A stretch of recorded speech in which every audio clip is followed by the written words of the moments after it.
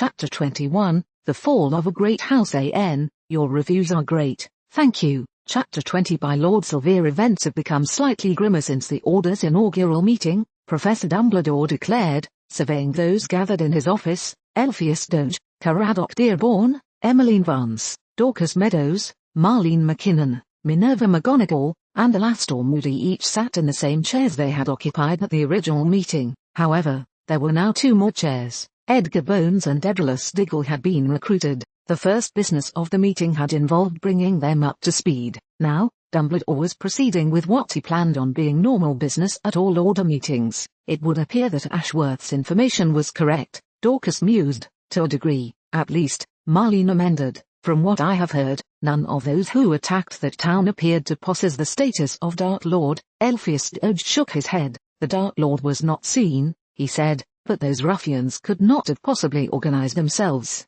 Their disturbance fell apart almost as soon as it began. There are a handful of witnesses who even attest that many of the attackers were drunk. They could not have been organized as much as they were without someone else. The question we need to ask should not regard this Dark Lord's existence. Rather, the question must address his motives. All right, said Emmeline, why did the Dark Lord choose to show his face? And, let's take it a step forward. Why was the attack staged in the first place? Nothing was achieved. Alastor leaned forward and entered the conversation. On the battlefield, there can be many motives, some of them having nothing to do with anything that happens in proximity to the fight. He's right, Dedalus Diggle said, supporting Moody. Emmeline rolled her eyes. Then tell me, what was achieved by attacking the town? Dumbledore was about to jump into the conversation and smooth things over before a heated debate could break out among the Order members. But Edgar Bones cleared his throat first and spoke in a deep voice. Friends, we must remember that a true Dark Lord is more than a common criminal. He is a terrorist,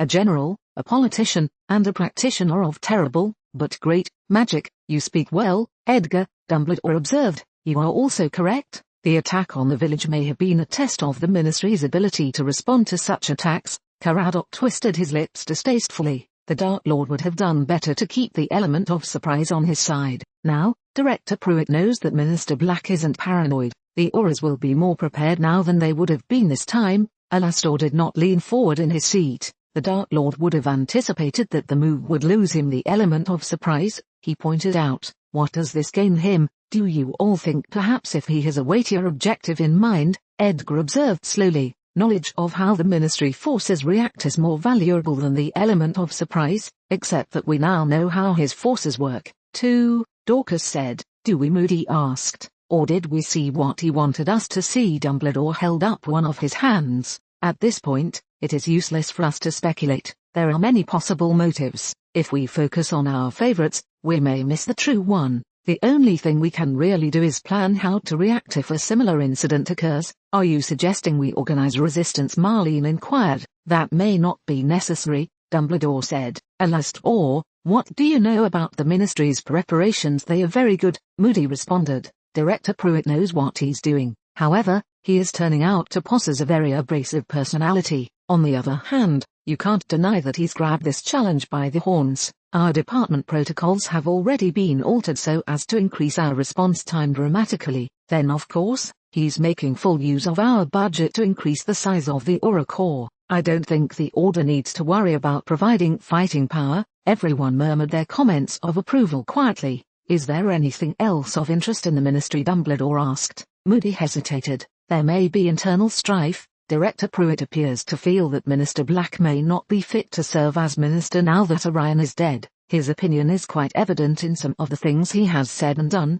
I should think Pruitt would seize the opportunity to fill Orion's advisory role. Emmeline commented dryly. That's the problem, I think, Moody responded. The post has been filled, and not by Pruitt. Who? Then Edgar asked. Moody shrugged. By all appearances, it would be Ashworth. Perhaps Romulus Malfoy, though the man seems too distracted to do much of anything. On the morning after Orion's death, the minister had a closed conference with Malfoy and Ashworth. Almost immediately after they departed, Minister Black started putting a new round of policies into place. The minister seems concerned that this Dark Lord might find ways to infiltrate the Ministry. McGonagall gave Dumbledore a significant glance before speaking. It would appear that Mr. Ashworth is more than just some underling of the Black family. Or perhaps the minister is desperate for advisors he already knows he can trust, Dorcas offered. Yeah, it would appear so, Moody said. You may want to see whether Sloane is ready to come back from sick leave, Albus. Why is that? Dumbledore asked.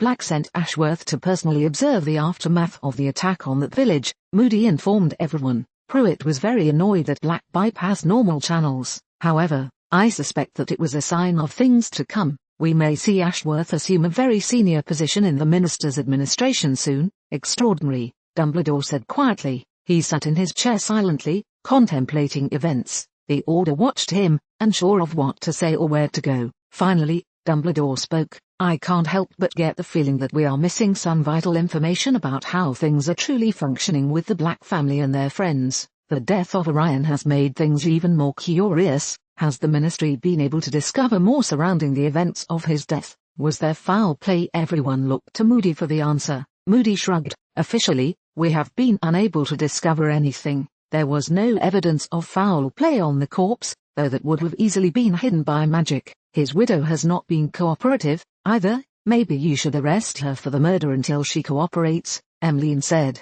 Unfortunately, she's prepared for that eventuality, Moody grumbled. She willingly submitted to a truth serum and declared that she did not kill her husband. What about her sister-in-law? Minerva asked. Everyone knows those two are thick as thieves. Moody nodded in agreement. It is an admitted fact that she was at the house that night. However, she too took the truth serum and denied that she killed Orion. Once they were above suspicion, their cooperation with the investigators ended. His death achieved little for them. Caradoc interjected, preparing to argue that their innocence made sense. The rumors are that when the estate was settled, control of the Black Fortune did not pass to Wahlberger or either of Orion's sons. Cygnus, then Minerva asked. I don't know, Caradoc replied. Dumbledore cleared his throat. It would appear that facts are not going to give us clues about Orion's death. We should move on. We have other matters on which we must make decisions. Perhaps we can all keep our ears open for more information. I am particularly interested in knowing who now controls the Black Fortune. Agreed, intoned Edgar. I can make some discreet inquiries. The goblins are secretive by nature and work hard to maintain that reputation, but they may inadvertently drop some information. What do you wish to address next? We need to discuss recruitment, Dumbledore said. Our numbers need to increase, I think. It should be easier now that the Dark Lord has shown his hand to the public. We also need to discuss where we are to hold future meetings. I'm not sure that Hogwarts is the most practical place. Harry yawned and leaned back in his chair, wishing he had not declined Romulus's offer of a glass of fire whiskey. He had wanted to avoid downing his sense so that he would be at the top of his game if he had time to practice his fighting strategies in the room of requirement later that night. He glanced across a short conference table toward Cygnus, who was shuffling through one of many folders filled with sheets of parchment. Romulus was up and pacing the room as he sipped on his own glass of fire whiskey. It was a rectangular room and sat on one of the upper floors of Malfoy Manor. Delicate windows lined one wall while a single fireplace sat in the center of the other wall. I suppose we can move on from our discussion regarding proposed tax increases, Cygnus said, making it sound more like a proposal than a decision. Romulus waved his hand dismissively. We can come back to it, he said. Have your bureaucrats make up some reports about possible ways to shift the budget and free up funds. We need the support of the masses, and raising taxes isn't the best way to garner it, even if we need the funds for a good cause. Cygnus nodded, expressing his agreement with Romulus's analysis of the situation. He sighed and shuffled through a few more folders. Finally, he came to a thin one. Perhaps I should bring this up before we move on to the next subject. He set it on top of the stack. However, instead of opening it, he glanced directly at Harry. Harry, I've decided that your working at Hogwarts is not working out anymore. We need you in the Ministry, now. Are you willing? Of course, said Harry as he mentally reviewed his mental list of things to do. Killing the basilisk was really the only thing that he would not have been able to do from outside of Hogwarts. Spying on students was no longer practical or especially probable. Good, said Cygnus, sounding as if he had almost expected Harry to turn him down. It's going to be a stretch, but I don't think I'll lose too much political capital over this. I want you to assume a position as one of my undersecretaries. You'll have broad powers, but as of yet, no specific or permanent responsibility other than being my deputy. I feel that it is broadly known that you are one of my key advisors. I think there will be less resentment if it is in an official capacity. Harry nodded slowly, masking his surprise. Unless Romulus sees a better step, I am game, thank you, said Cygnus, glancing briefly at Romulus, who still seemed slightly distracted. Detecting no contrary opinion, he continued, you'll have to submit your resignation to Professor Dumbledore. At the earliest possible moment you can be released from your duties at Hogwarts. You'll start at the Ministry. Very well, Harry said. I'll see what can be done. Cygnus nodded and hesitated for a moment before addressing Harry again. On the more personal note, I wouldn't mind if you continued your association with my daughter Bella. He looked down and touched his fire whiskey glass, making like he was about to pick it up and take a sip. You've been a good influence on her. I've tried, said Harry, his lips quirking into almost a half smile. Cygnus smiled, abandoned the whiskey glass, and sat back, the burden of his responsibilities evaporating for a moment. I'd like to think that before long you two might consider marriage. An undersecretary position is a very advantageous stepping stone. You'd be able to start off well. I can't imagine myself being minister for very long, so your undersecretary position wouldn't be permanent by any means, but it would still leave you in a very good position if you take the advantage to make friends and cultivate connections. Maybe one day you'll be minister yourself. You've certainly got enough talent. I think we'll have to see what the future holds, Harry said modestly. He wasn't sure that he wanted to pursue such a career, but he also knew that if he married Bellatrix, she would be disappointed if he didn't. Of course, said Cygnus, his brief daydream coming to a close. He looked over to Romulus. It's getting late. Are you sure we're not intruding? Romulus waved his hand, seemingly not paying close attention to Harry and Cygnus. We have all the time you want. My wife is in Paris visiting her family. I haven't anything better to do. Cygnus nodded, looking relieved. He pulled out another file and was about to start the next subject when an aura entered the room and coughed, drawing everyone's attention. Minister, said the aura, the name of whom Harry remained ignorant. Doubt wizards have commenced another raid in a Scottish village. The number of attackers is double that of the last incident. Cygnus sighed. I suppose Director Pruitt is dispatching appropriate forces, of course, said the aura, nodding his head in agreement. Perhaps some of you from my bodyguard detail can apparat to Scotland and render assistance, Cygnus commanded via suggestion. I think we'll be safe behind the formidable defences of Malfoy Manor. The aura nodded. Right away, sir. He departed the room. Cygnus shook his head sadly. Hopefully we can get more auras trained. Pruitt claims that he's got everything under control,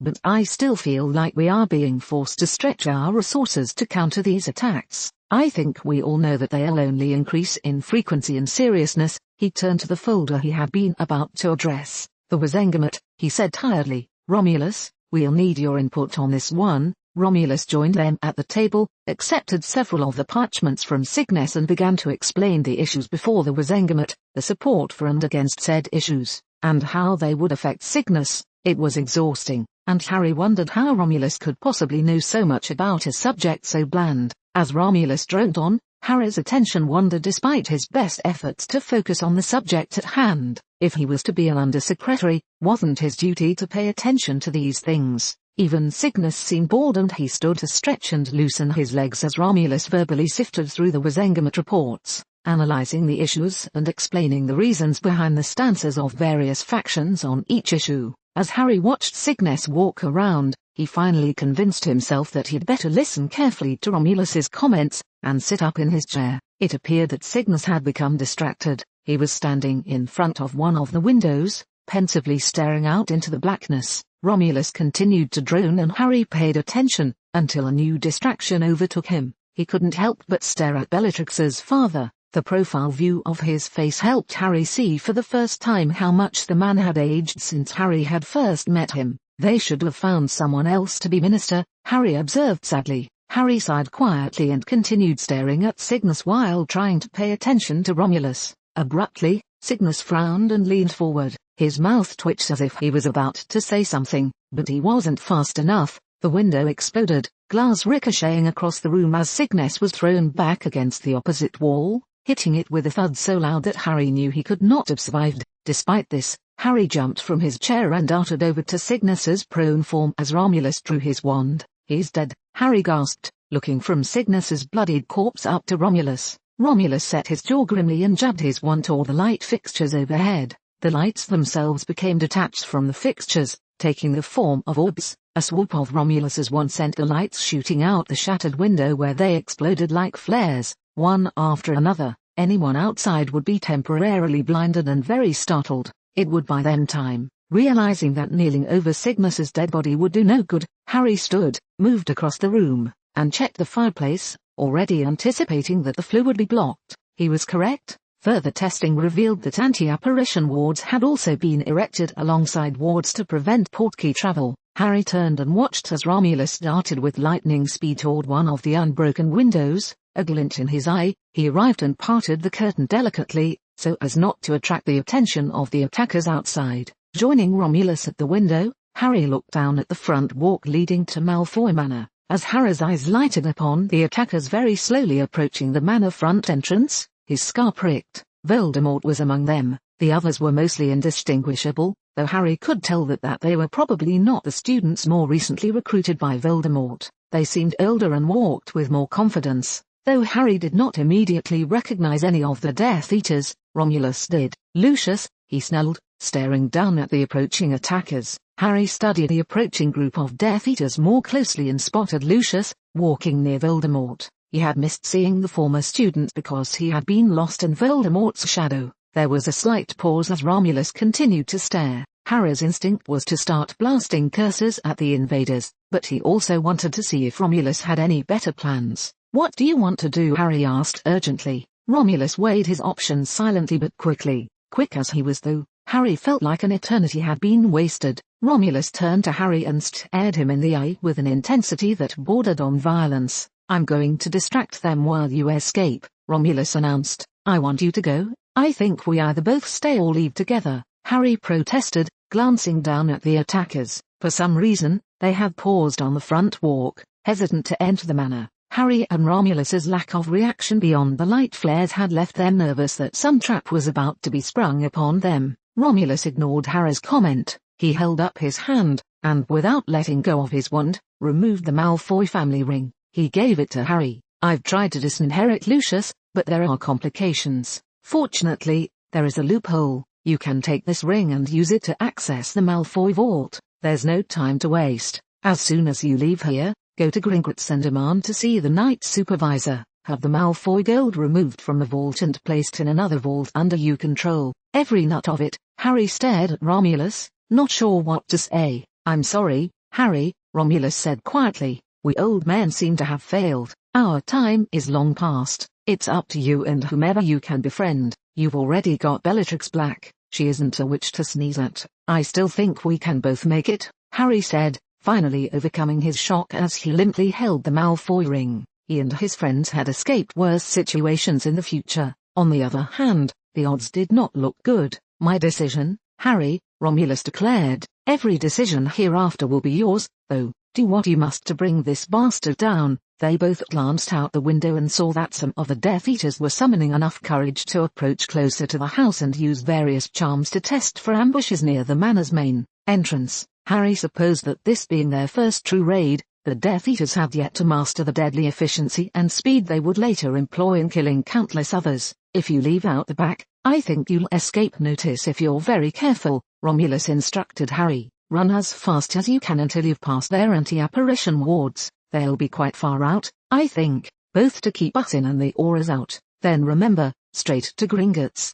You must evacuate the gold immediately." Harry nodded slowly, trying to absorb the reality of everything happening. He began to move away from Romulus and to the room's exit. "Wait," said Romulus. "Get Cygnus's wand and ring. The ring is valuable, and Bellatrix will appreciate having her father's wand. You might also return here when the Dark Lord's minions aren't overrunning the place. There's a safe in the floor. The ring will guide you to it and open it." Realizing that time was running out, Harry moved quickly and retrieved the ring and wand from Cygnus's corpse, pocketing them. He then strode to the door. As he stepped out, a thought occurred to him, and he turned back into the room and to Romulus, who was still watching the Death Eaters through the window. "If I take your money, what about your wife?" Romulus shook his head, and as he spoke, waved goodbye to Harry, a faint smile on his face. "She has her own bank account. She might even enjoy staying in Paris permanently. And your son, What if the war ends and he's still alive? Romulus turned away from Harry and resumed his tactical study of the invading forces through the dark window.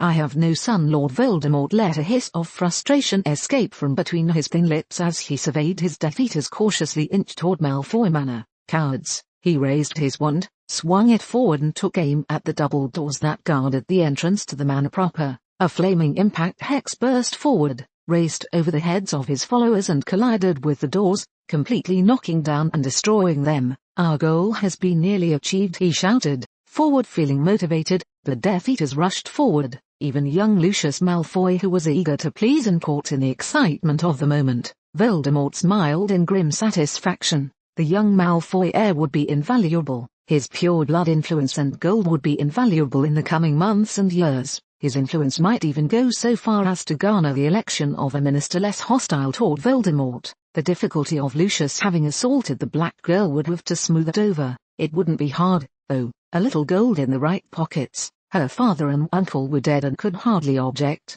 The Death Eaters approached the smoldering entrance of Malfoy Manor quickly. However, their advance was abruptly impeded when one of the windows overlooking the front walk of the manor exploded, emitting 24 flares which zoomed toward the attackers, letting out high-pitched whines. Reflexively, they all covered either their eyes or ears and ducked, hitting the ground. Voldemort snarled, angry both at the cowardice of his own followers and the resistance being offered by Romulus Malfoy and Harry Ashworth. It was probably Malfoy manning the upper floor or front of the house. Ashworth would have launched fiend fire by now. The thought of Ashworth caused Voldemort to twitch slightly. Being close to Ashworth always tickled his mental defenses. Thinking about him also caused feelings Voldemort did not liquor a yaw, mostly because he did not understand them. The whining flares continued to burst from the window. Having had enough, Voldemort lashed out, and the stonework around the window exploded inward. For good measure, Voldemort repeated the move on each window, hoping to catch the defenders indirectly with ricocheting stone, if not directly.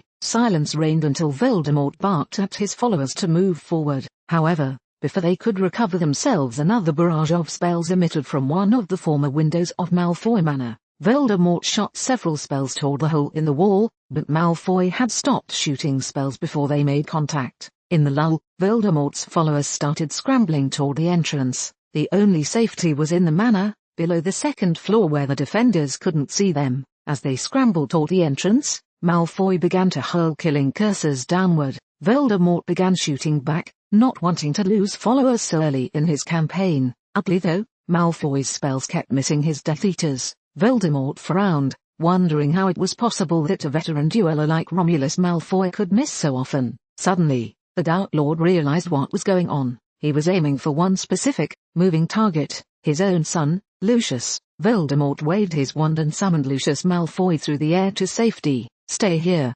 Voldemort hissed, planting Lucius behind a hedge. "Don't come out. I'll handle this." The Dark Lord then swept up the path. "Fall back," he commanded. He shot a barrage of spells toward the manor, providing a distraction while his Death Eaters retreated. When they were reasonably far from Romulus Malfoy's position, Voldemort gave instructions. "Kick up a racket. Keep him distracted. Make lots of noise and light, but don't try to directly engage him." The red gleam in his eyes punctuated his words and instilled in them a motivation to follow his orders. Voldemort then disillusioned himself and slithered away. Panting, Harry slowed down and turned back long enough to look at Malfoy Manor. The explosions and bursts of light had intensified. Apparently, Romulus was putting up a strong fight. He turned and resumed his pace, thankful for the physical intensity of his more recent drills in the Room of Requirement. He had lost some of his physical endurance since arriving in the past, but he reckoned he would be regaining it pretty quickly. As he ran,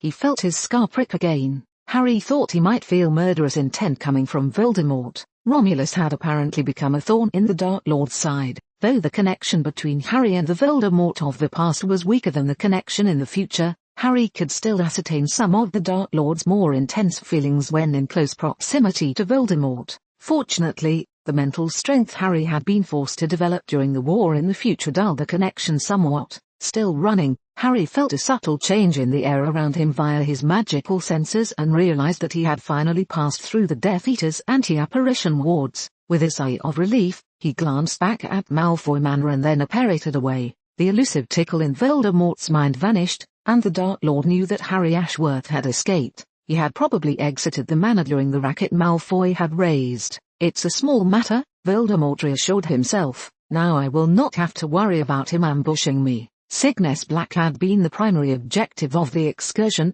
Romulus Malfoy the secondary. Ashworth would have been icing on the cake. Without the Blacks and Malfoy, Ashworth was now a nobody, albeit a well-informed one. He could be dispatched with ease later. Clearing his head and focusing on the task at hand, Voldemort crept up the stairs toward the second floor where he could hear his Death Eaters exchanging spellfire with Romulus Malfoy. The noise led Voldemort to the room where Malfoy had chosen to make his stand. The door to the room was open, and Voldemort peered in. He was surprised to see that the Malfoy Patriarch was not directly next to the windows from where his original spells had come. Rather, Malfoy seemed to have taken refuge on the side of the fireplace opposite from the door. Voldemort cursed his luck. He might have been able to snipe Malfoy from the darkened hallway had he still been in front of the windows. Cautiously, Voldemort observed Malfoy's actions. Apparently, Romulus was confident that none of the Death Eater spells would find him, for he was not firing defensive cues. Rather, he was hurling spells designed to create mass damage and noise outside of the windows.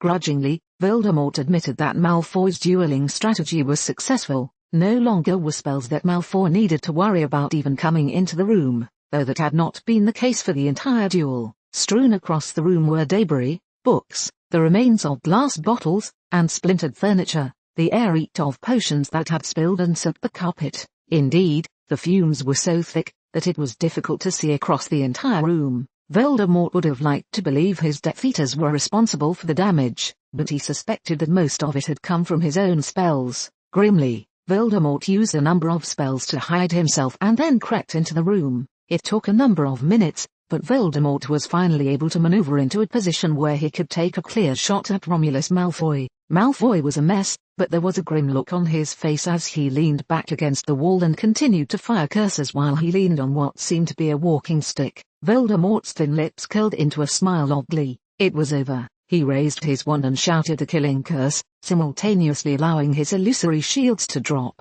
He wanted Malfoy to see the Dark Lord's life left him. Malfoy's eyes widened with surprise as he saw Voldemort materialize and shoot the green light of the killing curse toward him. Voldemort relished the surprise, but then something unexpected happened. Instead of fear in Romulus's eyes, Voldemort saw triumph. The killing curse struck, and Malfoy froze and began to slump over, losing grip of his walking stick. The stick began to fall, and Voldemort's eyes traced its path to the floor. The spot on the floor where Malfoy had been standing was surrounded by a boundary of runes burned into the carpet. The stick would fall on the ground outside of the rune boundary. Too late, Voldemort realized that he had walked into a trap. The stick had been charmed to trigger a magical reaction. Reflexively, the Dark Lord grabbed for the stick, but then realized at the last moment that he would not be quick enough. Hurriedly he put his hands up to shield his face, doing so just as the stick made contact with the carpet, landing crosswise over the boundary of runes. A deafening explosion shook the entire manor as a whoosh of air signaled that the potions and fumes spread throughout the entire room had ignited. Voldemort screamed as he felt exposed parts of his head and arms burn. The Gringotts night supervisor was not particularly thrilled to receive a visit from Harry. Neither had been the guards outside of the bank. Only after Harry had made it clear that he was a wealthy client has he been allowed in. "Your story is rather incredible," the supervisor goblin said after listening to Harry repeat the essential details for the third time. Harry shoved the ring in front of the goblin's face. "Yet you have already admitted that I could not have obtained the Malfoy ring without the consent of Romulus Malfoy." The goblin scratched his chin, more out of annoyance than thoughtfulness. "Put it on, what I want to see you wear it," the goblin said. Harry ground his teeth, but acquiesced, slipping the ring onto one of his fingers. He and the goblin then stood in the bank lobby watching each other. Apparently, the night supervisor of Gringotts thought that something bad might happen to Harry if he had come to possess the ring through illicit means. Finally, the goblin admitted defeat. "Moving the entire monetary assets of the Malfoy family is not a small job," he said. "Even if we are only moving it to a new vault within the bank, then, by all means, help yourself to a generous gratuity," Harry said, "both for the bank and for the personal pockets of the goblins involved in the job." A greedy gleam in the goblin's eyes signaled that Harry had finally struck a deal. The goblin hobbled over to one of the teller desks and grabbed a number of sheets of parchment. Fill out these forms, he directed before disappearing from the lobby into some side hallway. Harry accepted the forms and filled them out as quickly as he could. The Malfoy gold was to be moved to a cash-only vault. The owner of the vault wished to be known as James Evans. Mr. James Evans would have broad access privileges to the money through standard means as well as through Muggle or international banks. After nearly half an hour, the goblin returned and accepted the papers Harry had filled out. James Evans, he asked. How many names do you have, Mr. Potter? Is it a problem? Harry asked. I guess not, muttered the goblin as he retreated, leaving Harry alone for another half an hour. Finally, the grudging goblin returned and handed Harry a key to the vault. Is there anything else you desire? He asked. Even if there was, Harry did not think he would have bothered asking. Not to this goblin anyway, but he did have some informational questions. You won't point your finger at me if anyone comes asking about the gold that used to be in the Malfoy vault, will you? We will protect your fake name to the extent the law allows us, the goblin said, his lips curving into a smirk over the thought of Harry's pseudonym. Your action in seizing the gold was lawful. If the Malfoy heirs expressed dissatisfaction with being deprived of their gold, we may, however, advise the Malfoy heirs that any future earnings from their properties ought to be safeguarded in a vault that doesn't open for the old Malfoy ring. I guess that is the most I can ask for, Harry said. He left the bank and made his way down Diagon Alley. The shops were closed. The only sign of life came from the direction of the Leaky Cauldron.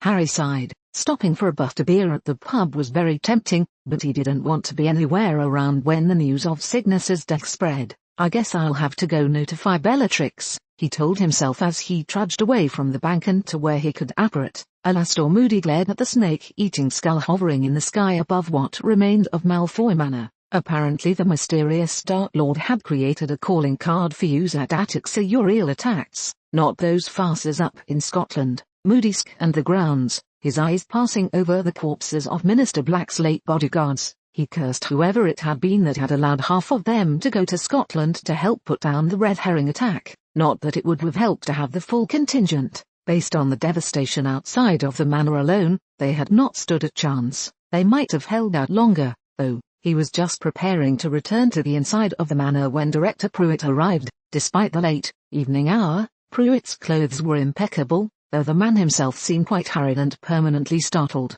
Have you confirmed that Minister Black's body is present? Yes, said Moody. His death has been confirmed from the corpse, or what's left of it anyway. Left of it? Pruitt asked. Looks like Malfoy gave the attackers hell, Moody said, quoting what one of the junior Aurors had said after seeing the manor close up and in detail. He liked the thought of the elder wizard holding off a bunch of ruffians. We think he firebombed the manor from within. He may have even killed some of the attackers. We can't know for sure. They didn't leave anyone or anything behind. Director Pruitt bit his lip absently. You think maybe Malfoy deliberately committed suicide to take them out? No, Moody said. We found his corpse. Definitely the killing curse. He must have set some trap or chain reaction to get whoever did it. Pruitt nodded and took a break from asking questions. The sight of the ruined manor, some parts of it still smoldering, fascinated him. Moody too found the property fascinating. Whatever Malfoy had done must have been spectacular to watch. The walls and infrastructure of Malfoy Manor still stood,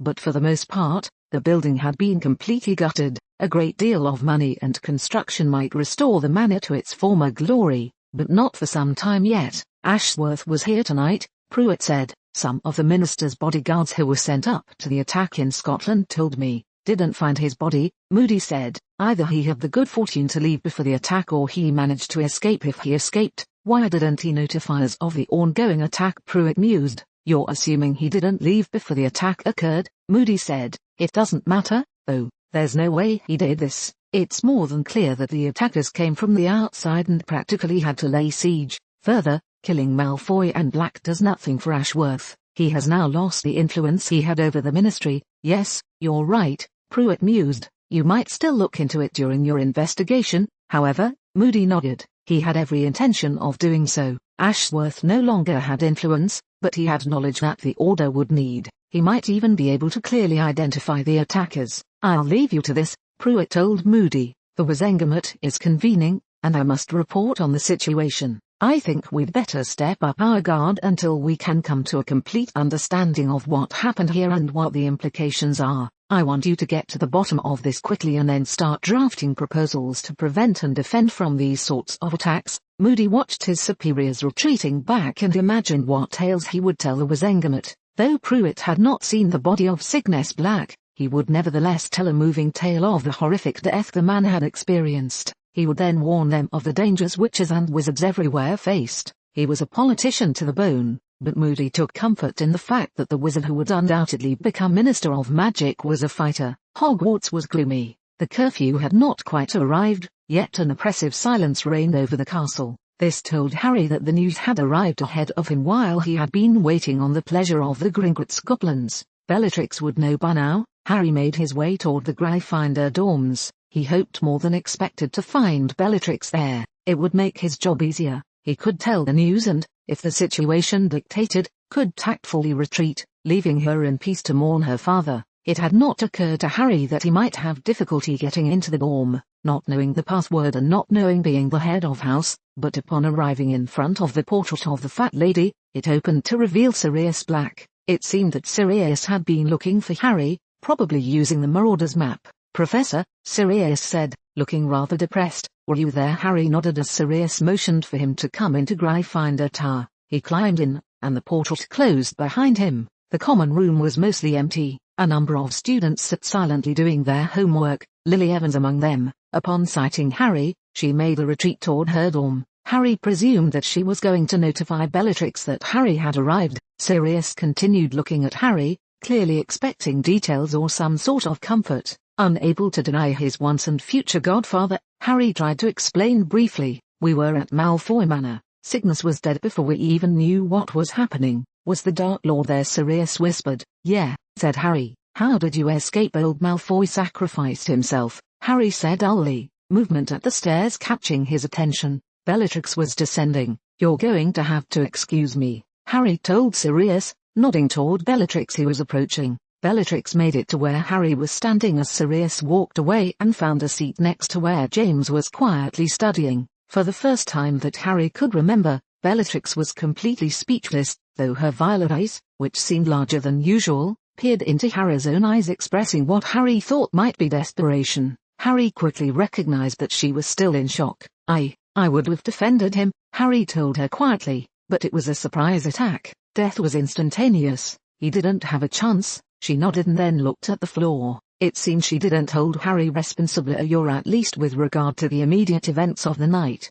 Harry could have held a few accusations at himself. His meddling in time had put Cygnus in the path of Voldemort. On the other hand, Harry wasn't sure how long Cygnus had survived before his jaunt into the past. Beginning to feel very awkward, Harry put his hand on her shoulder and tried to impart comfort. "I'm sorry," she nodded silently, and the couple stood silently as the Gryffindor students scrupulously kept themselves too preoccupied to watch the exchange, giving Harry and Bellatrix a measure of privacy. Deciding that it was the right time, Harry took his hand from her shoulder and retrieved Cygnus's wand, as well as the ring Malfoy had given Cygnus only recently. Harry proffered them to her. "I got these from him," Harry said. He couldn't bring himself to say body or corpse. Bellatrix accepted the wand and ring, clutching them in her fist. "Thank you," she whispered. "I think I need to go rest." Harry nodded. "Of course,